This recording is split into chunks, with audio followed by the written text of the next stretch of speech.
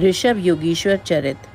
राजा प्रियव्रत के प्रिय पुत्र राजा आग्निध्र से नाभि का जन्म हुआ था।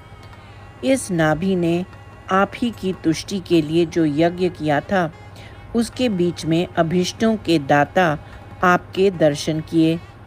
हे सर्वस्वरूप भगवान, यज्ञ के बीच में उपस्थित मुनियों ने आपकी स्तुति की और आपसे प्रार्थना की कि नाभि के आप जैसा एक पुत्र पैदा हो जाए।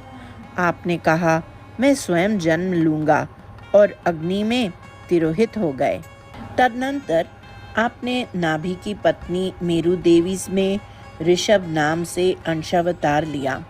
आप राजपुत्र के अलौकिक गुणों एवं प्रभावों से प्रभावित होकर समस्त प्रजा अत्यंत हर्षित हुई। नाभि ने शासन का भार आपको, जो तीनों लोकों के शासक हैं, सौंप दिया और पत्नी मेरु देवी के साथ वन जाकर आपकी सेवा में लग गए और शीघ्र ही परमानंद स्थान रूप आपका पद प्राप्त किया। आपके उत्कर्ष से उत्पन्न स्पर्धा के कारण किसी समय इंद्र ने अजनाभ वर्ष में पानी नहीं बरसाया। तब आपने अपनी योग शक्ति से उस अपने राज्य को सुवर्ष अच्छे वर्ष से युक्त बना दिया। ऋषभ रूप आपका मन ब्रह्म में मग्न था। फिर भी जिस इंद्र को आपने जीत लिया था, उसके द्वारा दी हुई पुत्री सुंदरी जयंती से आपने विवाह किया और उसमें 100 पुत्र उत्पन्न किए। इनमें से सबसे बड़े थे राजा भरत। आपके इन पुत्रों में से 9 श्रेष्ठ योगी बने, 9 भारत के खंडों के शासक बने और शेष 81 पुत्रों ने अपने तप के बल से ब्रह्मांड प्राप्त किया।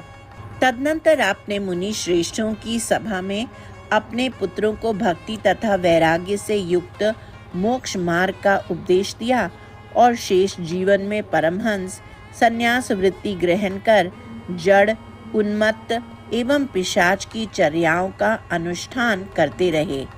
यद्यपि आप बहिर्भूत ब्रह्म स्वरूप बने थे, फिर भी दूसरों को उपदेश देते हुए सबके द्वारा तिरस्कृत एवं उपेक्षित होकर राग द्वेष आदि विकारों से छूटे और परमानंद में डूबे सारे भूमंडल में विचरते रहे। आपने अजगर, गाय, हिरन तथा कौए के जीवन रीति अपनाई और ब्रह्म भाव से चिरकाल तक इधर उधर घूमते रहे। अंत में कूटकाद्रि में एक दावाग्नि ने आपको जला डाला।